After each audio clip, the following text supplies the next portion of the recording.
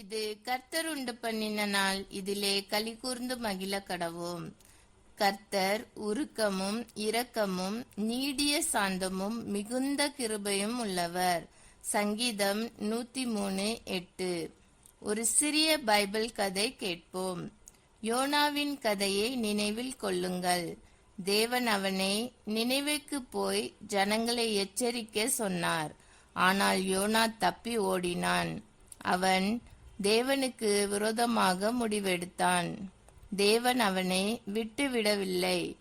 ஒரு பெரிய மீனுக்குள் இருக்கும்போது யோனா மனம் திரும்பி ஜெபித்தான்.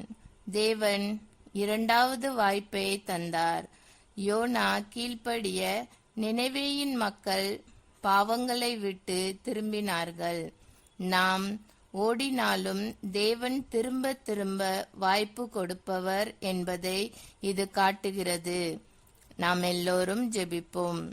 அன்பின் பரலோக பிதாவே, நீர் கருணை மிகுந்தவரும் அன்பு நிறைந்தவருமாயிருக்கிறீர்.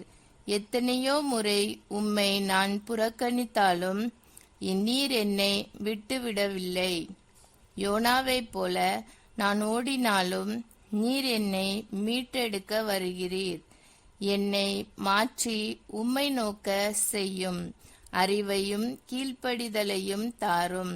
இயேசுவின் நாமத்தில் ஜெபிக்கிறோம். ஆமேன். இந்த நாள் இனிய நாளாக அமைய வாழ்த்துக்கள்.